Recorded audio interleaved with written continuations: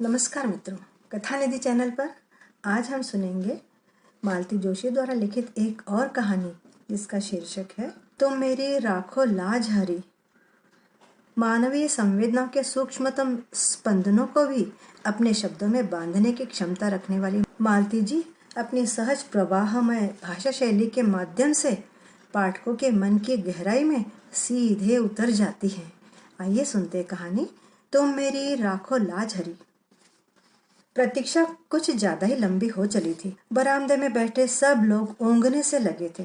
तभी कॉरिडोर से आती भारी पदचाप सुनाई दी और सबके सब एकदम सतर्क हो गए। यह अस्पताल के चिर परिचित सिस्टर लोगों की सौम्य किंतु सदी हुई पदचाप नहीं थी, बल्कि पुलिस के जूतों की भारी भरकम आवाज थी। पुलिस का वह सिपाही हमारे सामने से गुजरता हुआ बाहर निकल गया। कुछ ही पल बाद वह लौटा तो अकेला नहीं था, इंस्पेक्टर शुक्ला भी उसके साथ। होश में आ गई है शायद, एक सम्मिलित स्वर उभरा। संभवतः मैं उठ खड़ी हुई, पर मुझे इशारे से वहीं रोक दिया गया। मन मारकर मैं बैठ गई। अब सबकी चौकन्नी नजरें मुझ पर थी। उसकी माँ, उसका भाई, उसकी बहन, सब मुझे घूर रहे थे। उनकी नजरों में एक अभियोग साफ साफ झलक रहा था। उन घूरती हुई आंखों से बचने के लिए मैं बाहर लॉन में आकर बैठ गई। उस छोटे से लॉन में कई लोग बैठे हुए थे। सब अपनी अपनी मुसीबत के मारे, सब अपनी अपनी चिंताओं में डूबे हुए। मेरी ओर देखने की किसी को फुर्सत नहीं थी। कोई नहीं जानता था कि यहाँ जो औरत बैठी हुई है वह कल तक एक शहीद की माँ थी, पर आज मैं क्या हूँ यह तो संध्या का बयान ही तय करेगा। उसके परिजनों की आंखों में अगर अविश्वास, संशय या तिरस्कार है तो वह अस्वाभाविक नहीं है। संध्या को आत्महत्या के लिए प्रेरित करने के लिए अगर वे मुझे उत्तरदायी मान रहे थे तो इसमें आश्चर्य नहीं था। सास बहू का रिश्ता विवादास्पद ही होता है, फिर एक युवा सुंदर विधवा बहू के साथ तो लोग सामान्य रिश्ते की कल्पना भी नहीं कर सकते। खासकर बहू के नाम पर बैंक में एक मोटी रकम जमा हो तो यह संदेह और भी गहरा जाता है। ऐसी बहू के प्रत्याहरण का मोह शायद बहुतेरी सासों को होता होगा, पर मुझे विश्वास था कि संध्या मुझ पर यह तोहमत नहीं लगाएगी। इतना बड़ा झूठ वह बोल नहीं सकती। लेकिन अगर वह सच बोल गई तो तब उस शर्म को मैं कैसे झेल पाऊंगी। उस सच से तो कोई झूठ भी बेहतर है। मैं तो परमात्मा से प्रतिक्षण यही मना रही हूँ कि भले ही वह मुझे कटघरे में खड़ा कर दे, पर सच न बोले। कल सुबह से मैं यहाँ अस्पताल में बैठी हूँ। खबर पाते ही बम्बई से उसकी माँ और भाई तथा दिल्ली से उसकी बहन भी आ पहुंची है। मेरी बेटी सविता भी लखनऊ से चल पड़ी है। अड़ोसी पड़ोसी, नाते रिश्तेदार अस्पताल के चक्कर लगा रहे हैं। बारी बारी से आकर कुशल क्षेम भी पूछ रहे हैं, चाय नाश्ते की पेशकश कर रहे हैं। पर सविता के पापा शर्मसार होकर घर में ऐसे दुबक गए हैं कि एक बार झांकने भी नहीं आए। लोग समझ रहे हैं कि जवान बेटे की मृत्यु से वे इतना टूट गए हैं कि अब किसी नई त्रासदी का सामना करने की उनमें हिम्मत नहीं है। घर में बैठकर वे सबकी सहानुभूति और आदर बटोर रहे हैं और सारी जद्दोजहद से गुजरती मैं सबकी नफरत झेल रही हूँ। संदेह भरी नजरों से छलनी हो रही हूँ। इस हादसे के बाद मैंने प्राणपण से चाहा था कि संध्या अपने परिवार में वापस लौट जाए। मैंने बार बार यह संकेत दिया था कि हमें उसके रुपए पैसे से कोई मोह नहीं है।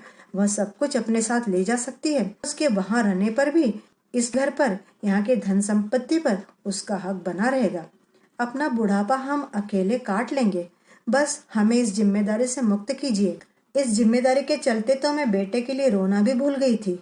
जब उन लोगों की ओर से कोई पहल नहीं हुई तो मुझे ही निर्णय लेना पड़ा। सविता के साथ मैंने उसे पूरे साजो सामान के साथ बम्बई भेज दिया। उसके बैंक खाते के स्थानांतरण की व्यवस्था भी कर दी, लेकिन 15 दिन भी नहीं बीते थे कि वह बेरंग चिट्ठी की तरह लौट आई। साथ में उसकी माँ भी थी। समधिन ने हाथ जोड़कर कहा, बहन जी, आपका इतना बड़ा घर है, लड़की कहीं भी पड़ी रहेगी, आपकी सेवा करके जिंदगी गुजार देगी। यह घर तो उसी का है, वह जब चाहे यहाँ आ जा सकती है। मैंने तो आपने कुछ अच्छा ही सोचा होगा, मैं जानती हूँ। घर की बात बाहर उछालने नहीं चाहिए, पर आप तो अपनी हैं, आपसे क्या छिपाना। इसके पिता की मृत्यु के बाद उस घर में बहू का राज हो गया है। राज क्या है, पूरा रावण राज है। हम माँ बेटी ने कैसे दिन गुजारे हैं मैं जानती हूँ। इसीलिए मैंने इसकी पढ़ाई भी पूरी नहीं होने दी, जल्दी से शादी कर दी। सोचा था अपने घर में सुख से रहेगी, पर भाग्य में हो तब तो उसकी शादी के खर्च को लेकर बहू जब तब ताने देती है। अब अगर वह हमेशा के लिए आ गई तब तो वह हमारा जीना मुश्किल कर देगी। लेकिन वहां रहने की जरूरत ही क्या है? हम लोग एक अच्छा सा फ्लैट ले लेंगे, आप उसके साथ बनी रहे, हमें भी फिक्र नहीं रहेगी। लेकिन मैं तो सब दिन बैठी नहीं रहूंगी। उसके बाद? बहन, हम भी कोई अमर पट्टा लेकर नहीं आए ना। जाना तो हमें भी है, और जितनी जल्दी चले जाए उतना अच्छा। पर जाने से पहले उसका ठिकाना करके जाना है।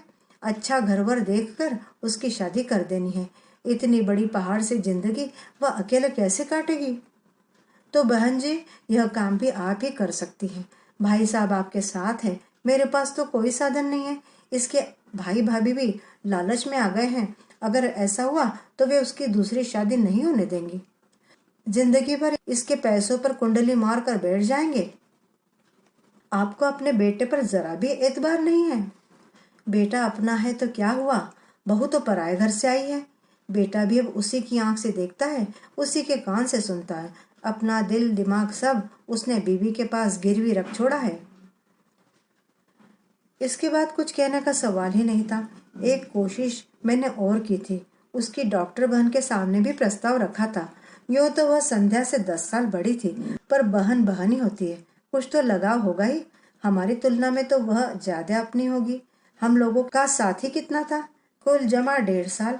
उससे भी आधे दिन वह पति के साथ या फिर पीहर में रही थी। लेकिन उसकी बहन ने भी मेरा अनुरोध स्वीकार नहीं किया। बोली, आंटी जी, डॉक्टर हूँ मैं, दिन में 15 घंटे बाहर रहती हूँ, कभी कभार रात को भी जाना पड़ जाता है। इनका क्लिनिक घर पर ही है, कभी कोई ऊंच नीच हो गई तो मुसीबत होगी। मतलब वह कोई खतरा लेना नहीं चाहती थी। अब कैसे उसे समझाती है कि इसी ऊंच नीच का तो मुझे भी डर है, इसीलिए तो मैं तुम सबकी चिरौरी कर रही हूँ। कैसे कहती कि औरत, खासकर अकेली, इनकी कमजोरी है। पर अपने पति के बारे में यह सब कहना अपने आप को ही गाली देने जैसा है। इसीलिए तो सारी उम्र ओट सीकर इस दर्द को पीती रही हूँ। जानती हूँ कि जब पुरुष की नीयत खराब होती है तो जाति उम्र रिश्ते सारी चीजें गौण हो जाती है। इसके चलते मैंने कितनी नौकरानियों को भुगता है, मैं ही जानती हूँ। रिश्ते की बहनों और ननदों की मैंने मजबूरन चौकीदारी की है। पड़ोसिनों से भी कभी दुआ सलाम के आगे संबंध नहीं बढ़ने दिए। पूरी जिंदगी बहुत चौकस रही हूँ मैं, घर की इज्जत पर आंच नहीं आने दी। पर अब पर अब मुझसे यह सब नहीं हो सकेगा। टूटा हुआ मन और थका हुआ शरीर लेकर मैं पराई लड़की की जिम्मेदारी कैसे संभाल पाऊंगी? मेरा मन उसी दिन कांप गया था जब शोक से बेहाल संध्या को इन्होंने अंक में भर लिया था। दुख की उस कातर घड़ी में सोचने समझने की शक्ति लुप्त हो गई थी।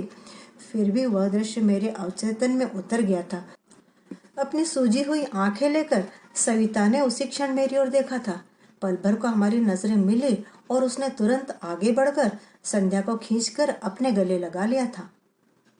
बेचारी लड़की अपने पापा के चरित्र के इस पहलू को जानती है, इसलिए अतिरिक्त रूप से सजग रहती है। घरेलू पार्टियों में जब पापा ज्यादा बेतकल्लुफ होने लगते थे तो वह वितृष्णा से मुंह फेर लेती थी। पापा अगर उसकी सहेलियों की चोटी खींचते, पीठ पर धौल जमाते या गाल में चिकोटी लेते तो उसका चेहरा तमतमा जाता। मुझसे अक्सर कहती, मम्मा, स्कूल में आप ही आया करो। पापा बिना बात के मेम की साड़ी वाड़ी की तारीफ कर देते हैं, बड़ा ऑकवर्ड लगता है। मैंने कितनी बार कहा है कि हम लोग अंग्रेज नहीं हैं। हमारे यहाँ किसी महिला के कपड़ों की तारीफ करना, हेयर स्टाइल या चूड़ी बिंदी पर कमेंट करना अच्छा नहीं समझा जाता। पर इन्होंने कभी मेरी बात नहीं मानी, उल्टे मुझ पर बिगड़ते। तुम्हारा तो दिमाग ही खराब है, हर बात का गलत मतलब निकाल लेती हो। तो संध्या का मेरे पास रहना तय हो गया। मुझे लगा जैसे मैंने अपने आंचल में अंगारे भर लिए हैं। 15-20 दिन तक सविता को मैंने रोक लिया। वह साय की तरह बराबर संध्या के साथ बनी रही। पर वह भी कितने दिन रहती? उसका भी घर बार, बच्चे थे, बूढ़े सास ससुर थे। उसे तो जाना ही था। अपनी मुसीबत हमें भुगतनी ही भुगतनी। अपना दुख पीकर मैं बहू के घाव सहलाने में जुट गई, पर उन्होंने मुझे मौका ही नहीं दिया। इन्होंने पूरा भार उसका अपने ऊपर ले लिया। इनकी सारी दिनचर्या उसकी धुरी पर घूमने लगी। सुबह शाम पेपर पढ़ना, न्यूज़ सुनना, सीरियल्स देखना, सब साथ साथ होने लगा। दोपहर में कैरम या लूडो खेला जाता, उसे ब्रिज का गेम सिखाया जाता, उसके लिए लाइब्रेरी भी लगवाई गई, उसके लिए नई नई कैसेट्स और सीडी घर में आने लगी। फिर एक दिन इन्होंने घोषणा की कि वे संध्या को ड्राइविंग सिखाएंगे। मैंने कहा, देखिए, जो कुछ दिल बहलाव करना है घर में बैठकर कीजिए, बाहर 4 लोग देखेंगे तो 4 तरह की बातें करेंगे। लोगों को किसी के सुख दुख से कोई मतलब नहीं होता, वे तो बस यही बातें करना जानते हैं। लड़की नाहक बदनाम हो जाएगी। वे एकदम भड़क गए। क्या दकियानुसी सासों की तरह बात करती हो? जिंदगी भर क्या उसे घर में कैद करके रखोगी? जिंदगी भर न सही, पर कायदे से साल 6 महीने तो घर में रहे। फिर अपनी बात काटकर मैंने कहा, हम लोग उसे कॉलेज में दाखिला क्यों नहीं दिलवा दे? वो अपनी छूटी हुई पढ़ाई पूरी कर लेगी। कल को अगर नौकरी करनी हो तो हाथ में ढंग की डिग्री तो होगी। नौकरी क्यों करेगी? क्या तुम्हारे घर में उसके लिए खाने को नहीं है? ओफो, नौकरी की बात तो मैंने यूं ही कह दी थी। मैं तो ये कह रही थी कि कॉलेज जाएगी, थोड़ा खुली हवा में सांस लेगी, हम उम्र लोगों के बीच रहेगी तो उसे भी अच्छा लगेगा। हम लाख कोशिश करें, उसकी उम्र के तो हो नहीं सकते ना। बल्कि मनीष की मृत्यु ने तो मुझे 10 साल और आगे लाकर पटक दिया है। लिहाजा यही तय हुआ, संध्या कॉलेज जाने लगी। उसे MA इंग्लिश में दाखिला मिल गया। शाम को 5 से 6 तक एक कंप्यूटर क्लास भी ज्वाइन कर ली गई। दोनों जगह उसे लाने ले जाने का जिम्मा इन्होंने ले लिया। मैं कहती, उसे एक स्कूटी ले दो ना, इस उम्र में यह बेगार आप कब तक ढोएंगे? वे कहते, मुझे और काम भी क्या है, उतना ही समय कट जाता है, आने जाने से थोड़ी ड्राइविंग भी सिखा देता हूँ। 2 व्हीलर तो मैं उसे आज ले दूं, पर कॉलेज इतनी दूर है, उसके घर लौटने तक हमारी जान सांसत में बनी रहेगी। आजकल के लड़के भी कम शरारती नहीं होते।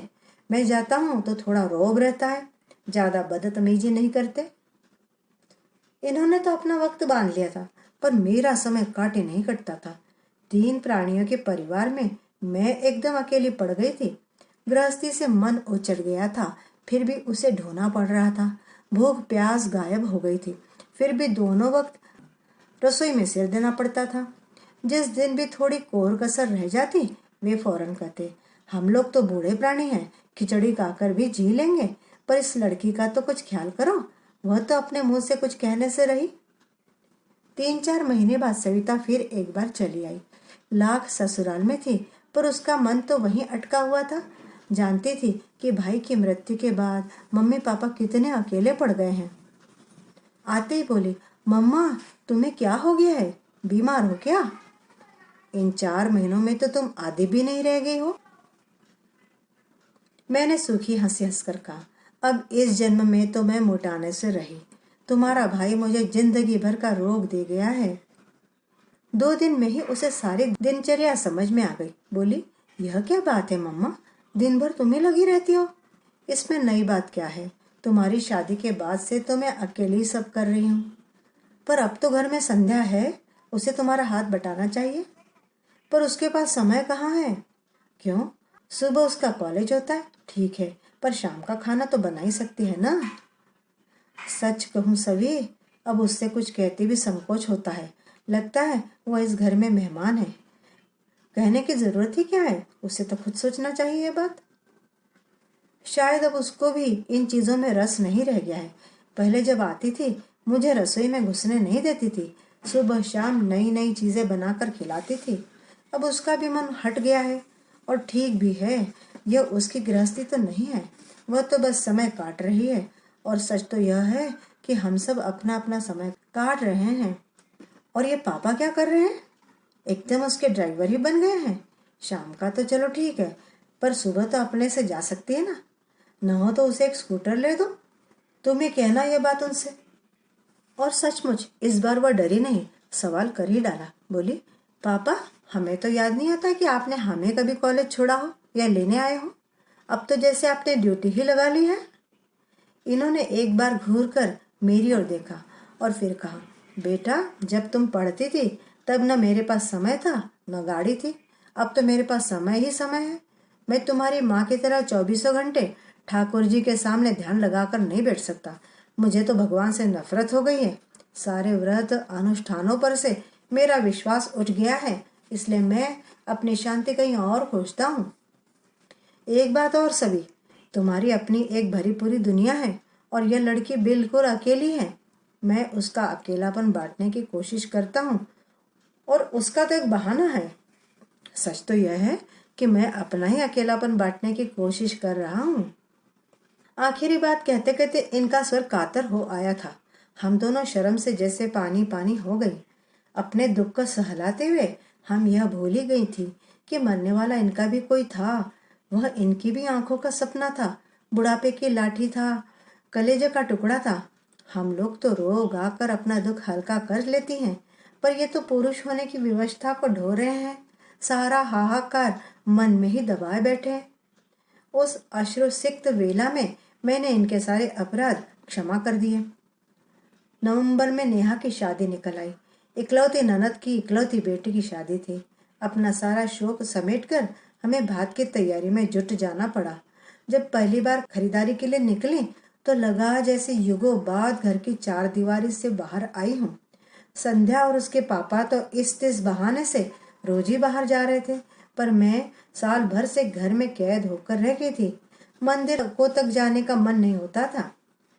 शादी से 8 दिन पहले कृष्णा भात मांगने आई थी तो साथ में पीले चावल भी लाई थी। निमंत्रण देते हुए बोली, भाभी आप लोगों को पूरे 4 दिन वहीं आकर रहना है। 17 को लेडीज संगीत में आओगी तो 20 को बेटी की विदा के बाद ही लौटना। शादी में तो खैर आना ही है कृष्णा, पर संगीत वंगीत में मैं नहीं आ सकूंगी। क्यों? क्या करूं? कहीं जाने का मन ही नहीं होता। तुम विश्वास नहीं करोगी, पिछले साल सवा साल में हम लोगों ने एक भी शादी अटेंड नहीं की है। अब यह घर की शादी है, इसलिए इसीलिए तो कह रही हूँ। तुम नहीं जाती हो तो भैया भी नहीं जा पाते हैं। ऐसा कब तक चलेगा? जीना है तो जिंदगी की कुछ शर्तें भी तो माननी होंगी। इसीलिए आग्रह कर रही हूँ कि तुम आओगी और सारे कार्यक्रम अटेंड करोगी। सच कहूँ कृष्णा, इस लड़के को घर छोड़कर कहीं जाने का मन नहीं होता। तो उसे भी लेती आओ ना, ऐसे भी तो सब जगह आती जाती रहती है। सुरेश नरेश बताते रहते हैं कि अक्सर मामा के साथ गाड़ी में दिख जाती है। जरूर दिख जाती होगी। सुबह कॉलेज जाती है, शाम को कंप्यूटर क्लास जाती है। लाने ले जाने की इनकी ड्यूटी है। अब क्या करे, इतनी बड़ी जिंदगी उसके सामने है, कुछ न कुछ तो करना ही पड़ेगा। हम लोग तो सब दिन बैठे नहीं रहेंगे। हाँ खैर वो तो ठीक है, कृष्णा ने जैसे उकता कर कहा, पर तुम्हें संगीत में जरूर आना है, नहीं तो मैं भात नहीं लूंगी, कह देती हूँ। और बहू को भी लेते आना, उसका भी मन बहल जाएगा। तुम जरा अपने से कह देती, मैंने दबी जबान से कहा, पर कृष्णा ने ध्यान नहीं दिया। बहू को इतनी लिफ्ट देने के पक्ष में वह थी नहीं। बोली, तुम लोगों से कह तो दिया, वह क्या तुमसे अलग है? कभी कभी दो शब्द भी लोगों को कितने भारी पड़ जाते हैं। बड़ी मुश्किल से संध्या को राजी किया जा सका। उसके बाद दूसरी समस्या आई। मम्मी जी मैं क्या पहनूं?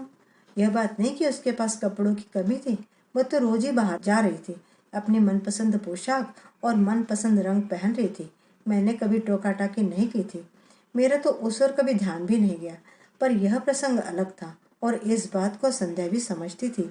वहां उसे एकदम वैरागिन बनाकर तो नहीं ले जाती, फिर भी कुछ सतर्कता बरतना जरूरी था। वहाँ तमाम जाति बिरादरी की महिलाएं होंगी, कृष्णा के ससुराल वाले भी होंगे। जरा सी चूक हुई नहीं कि सबको चर्चा के लिए विषय मिल जाएगा। अपनी सारी अलमारी खंगाल कर मैंने उसके लिए मोतिया रंग की एक साड़ी निकाली, मूंगे मोती वाला एक हल्का सा सेट निकाल कर दिया। उसका सहज सौंदर्य उतने से खिल गया। अपने लिए मैंने उससे भी हल्के रंग की एक चंदेरी निकाल ली। इन्होंने देखा तो बेहद नाराज हुए। तुम दोनों मेरी बहन क्या मंगल गीत गाने चल रही हो या मातम करने? मैंने कहा, प्लीज आप हमारे बीच में न पड़िए। 4 लोगों के बीच में जरा सोच समझ कर ही जाना होता है। फिर यह कुछ नहीं बोले, पर पूरे समय मुंह फुलाए रहे। हम लोग जो पहुंचे तो कार्यक्रम शुरू हो चुका था। नेहा की सहेलियां किसी फिल्मी गीत पर नाच रही थी। हम लोगों के पहुंचते ही कुछ क्षण को नृत्य रुक गया। सबकी आंखें संध्या की ओर उठ गई। उन आंखों में कौतूहल था, करुणा थी, ईर्ष्या थी और उपहास भी। कृष्णा ने आगे बढ़कर मुझे अंक में भर लिया और वरिष्ठों की पंक्ति में लाकर बिठा दिया। संध्या असमंजस में थोड़ी देर तक खड़ी रही, फिर चुपचाप मेरे पास आकर बैठ गई। वहाँ इतनी सारी लड़कियां थीं, पर किसी ने यह नहीं कहा कि भाभी मेरे पास आकर बैठो। कृष्णा की दोनों बहुओं ने उससे बात भी नहीं की और नेहा तो मानो दूसरी दुनिया में ही विचर रही थी। उसकी सगाई के दिन संध्या ने ही उसे तैयार किया था, पर आज उसे हेलो कहने तक की फुर्सत नहीं थी उसे। मुझे एक और प्रसंग याद आया। मनीष की शादी के 2 महीने बाद ही नरेश की शादी हुई थी। उस समय संध्या नई नवेली दुल्हन थी, पर सबके अनुरोध पर वह इतना अच्छा नाची थी कि मेरा कलेजा गज भर का हो गया था और आज जैसे वह उस बिरादरी से बहिष्कृत हो गई थी। करीब 9 बजे के आसपास इन्होंने मुझे बुलाया। बोले, ये गाना बजाना तो शायद 12 बजे तक चलेगा, मैं निकलता हूँ। सुरेश या नरेश कोई तुम लोगों को छोड़ देगा। आपका खाना पुरुषों की पंगत हो चुकी है, अब तुम लोग आराम से खाती पीती रहना। तभी देखा संध्या मेरे पीछे आकर खड़ी हो गई है। धीरे से बोली, मम्मी जी, मैं भी पापा के साथ चली जाऊं घर। एक क्षण मन में दुविधा सी हुई, पर मैंने देखा उसकी आंखें एकदम डबडबाई सी हैं। लगता था अब बरसी कि तब बरसी। जाओ, मैंने कहा और वे दोनों चले गए। वापस आकर बैठी तो कृष्णा की ननंद ने पूछा, बहू रानी चली गई? हाँ, मैंने कहा और अनायास मेरा आक्रोश फूट पड़ा। बैठकर करती भी क्या? न उसे मेहंदी रचानी थी, न महावर लगवाना था, न गाना गवाना था, न ठुमके लगाने थे। जिसके लिए आई थी वह अपने में ही मगन है। उसने भाभी की ओर झांका भी नहीं। सुरेश नरेश की बहुएं उससे ऐसे छिटक रही थी जैसे छू जाएंगी तो कोई अनर्थ हो जाएगा। इतनी लड़कियां हैं यहाँ पर, किसी ने पास बैठने तक के लिए नहीं कहा। बेचारी बड़ी बूढ़ियों के बीच बैठी रही। वह तो आने के लिए कतई तैयार नहीं थी, मैं ही जबरदस्ती लिवा लाई थी और अब पछता रही हूँ। नाहक उसके घाव हरे कर दिए। और यह सब कहते हुए मैं पता नहीं कब सुबकने लगी। घाव संध्या के ही नहीं, मेरे भी हरे हो गए थे। मनीष की मृत्यु का यह नया पहलू अपने भयावह रूप में मेरे सामने आया था और मैं दहल गई थी। उधर कृष्णा की जेठानी भुनभुना रही थी, शादी वाले घर में रोकर आसगुन कर रही हैं, इन्हें किसने बुला लिया?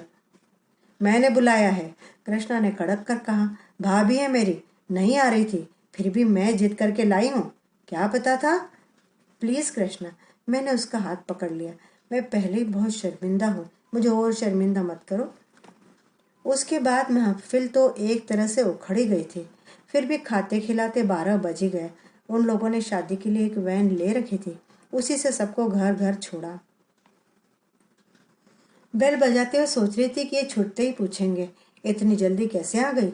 पर मैं कुछ बताऊंगी नहीं, मुझे ही डांट पड़ेगी कि वहां तमाशा करने की क्या जरूरत थी। पर इन्होंने कुछ पूछा ही नहीं। दरवाजा खोलकर चुपचाप बिस्तर पर चले गए।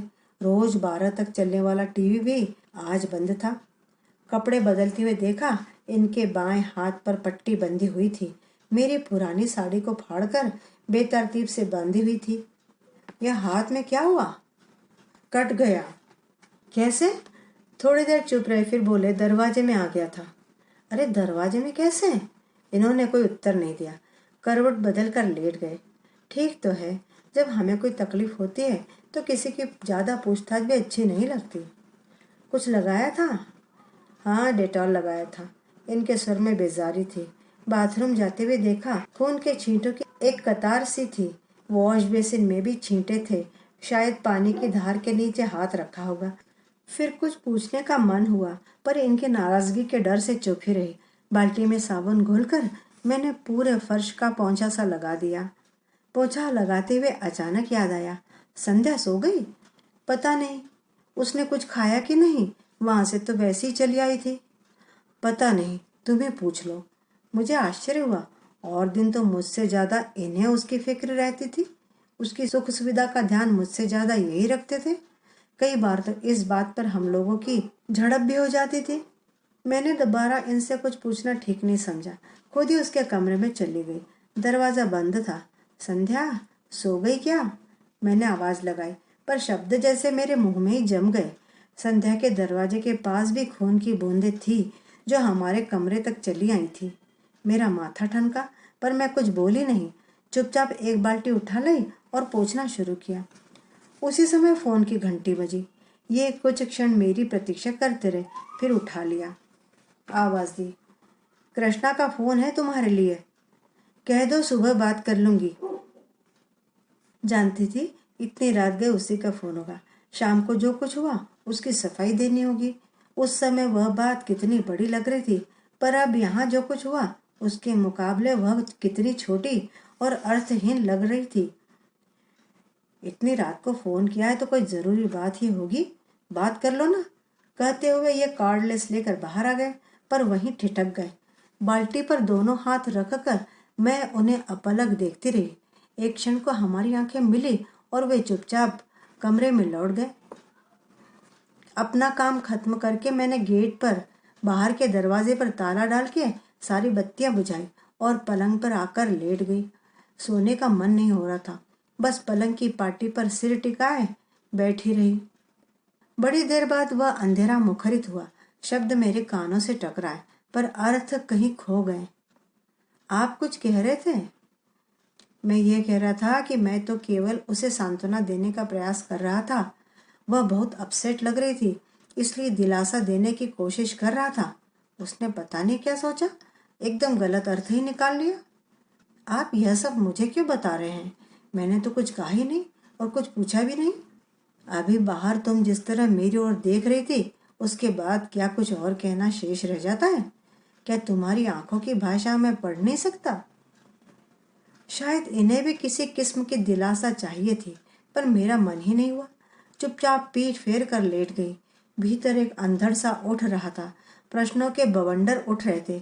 सांत्वना देने उसके दरवाजे तक जाने की क्या जरूरत थी? ऐसा आपने क्या कर दिया कि उसे आपके मुंह पर दरवाजा बंद करना पड़ा? ऐसी आक्रामक तो वह कभी नहीं थी। और आप कह रहे कि उसने गलत सोच लिया? इस बचकाने विधान को मैं कैसे मान लूं?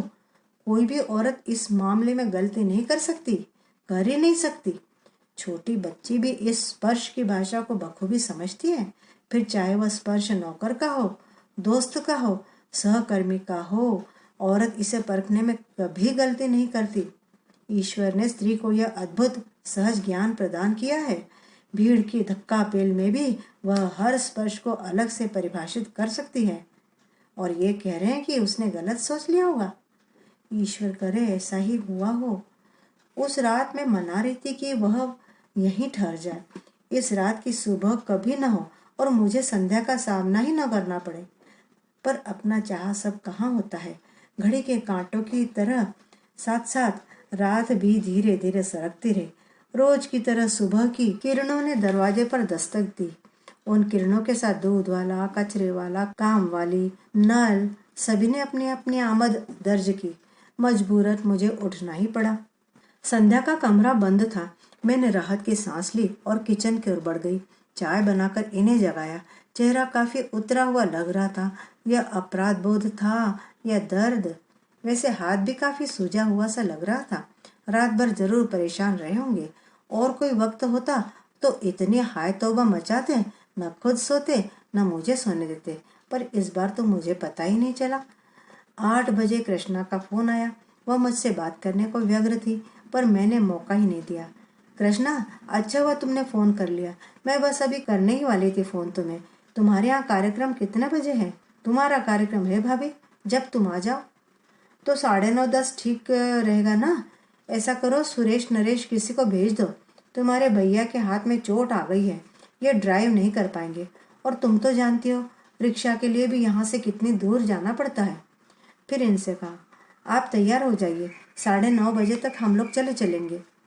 मेरा जाना क्या बहुत जरूरी है? इनका स्वर थका हुआ था। कैसी बातें करते हैं, हाजिरी तो लगानी पड़ेगी, बाकी सब मैं संभाल लूंगी।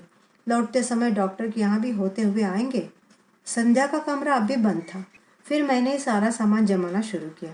पिछली 2 शादियों के मुकाबले में मैंने इस बार दिल खोलकर खर्च किया था। मन में एक ही बात थी कि अब किसके लिए जोड़ना है। संध्या के पास तो सरकार का और समाज का दिया बहुत है, जिंदगी आराम से कट जाएगी उसकी। वैसे भी उसका MA पूरा होते न होते हम लोग उसकी शादी की सोच ही रहे थे। हम ही लोग कन्यादान करेंगे। भाई नहीं रहा तो क्या हुआ, सविता के लिए एक बहन तो हो ही जाएगी। सविता की याद आते ही मन उदास हो गया। आज मैं कृष्णा के लिए इतना कर रही हूँ, कल को सविता के बच्चों की शादी होगी तो कौन खड़ा होगा? उसकी सास की बाईपास न हुई होती तो सविता आज यहाँ होती, तब वह भी मेरी तरह उदास हो जाती। ठीक 9 बजे नरेश गाड़ी लेकर आ गया। संध्या का कमरा तब भी बंद था। जब तक ये तैयार हुए, मैंने और नरेश ने मिलकर पूरा सामान गाड़ी में जमा दिया। जाने से पहले इसे जगा तो दूं, कहकर मैंने संध्या के दरवाजे पर दस्तक दी। 2-4 आवाज़ें भी दी, पर कोई जवाब नहीं आया।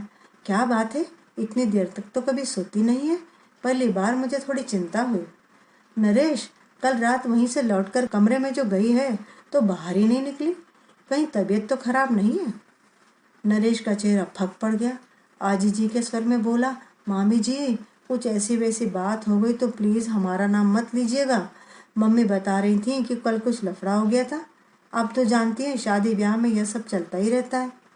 वह बोलता जा रहा था और मेरा दिमाग ऐसी वैसी बात पर ही अटका हुआ था। ऐसी वैसी बात का मतलब? पर उसके कुछ कहने से पहले ही मतलब मेरे मन मस्तिष्क में कौंध गया और आशंका से मैं कांप उठी। नरेश, किसी तरह दरवाज़ा खुलवाओ। वह कैसे खुलवाता?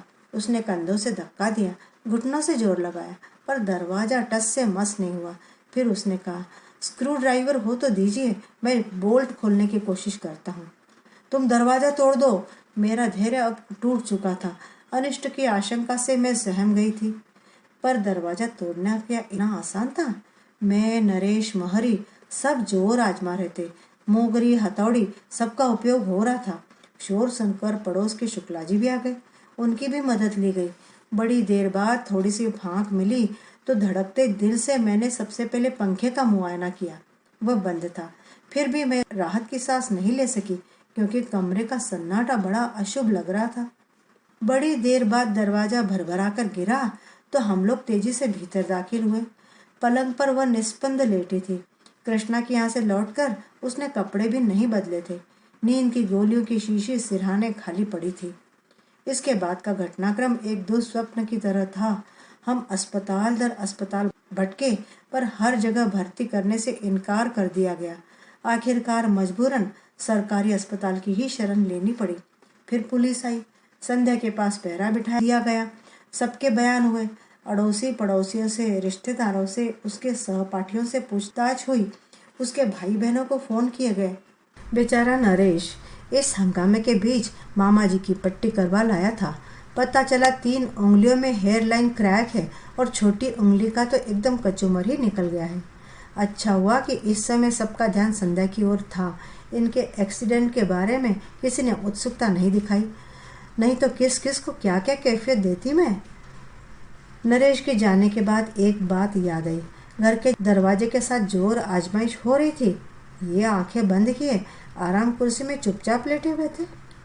जब हम लोग संध्या को उठाकर बाहर ला रहे थे, तब भी इन्होंने सिर उठाकर या आंख खोलकर नहीं देखा था। इस बात को अब 24 घंटे से ज़्यादा बीत चुके हैं, शायद 28 घंटे।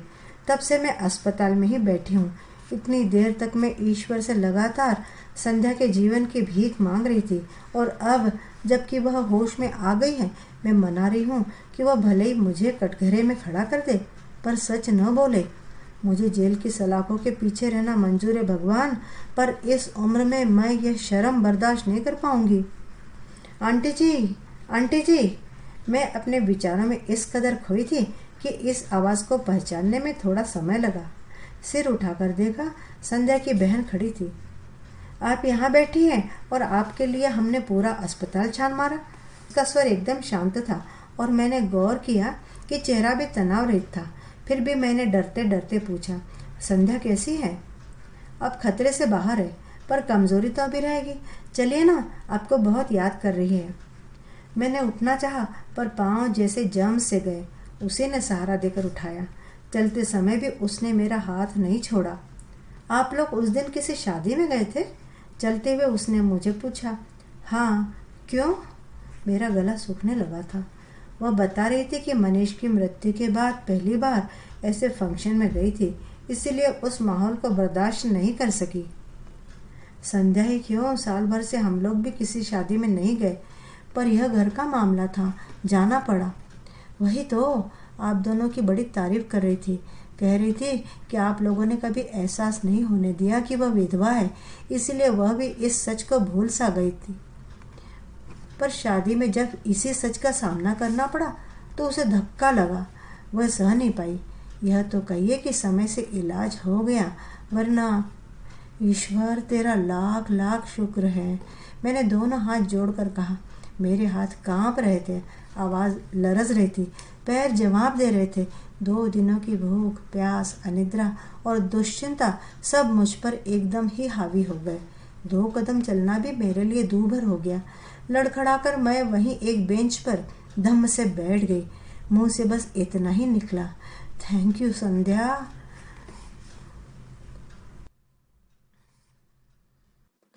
तो अभी आपने सुनी मालती जोशी द्वारा लिखित कहानी तुम मेरी राखो लाज हरी।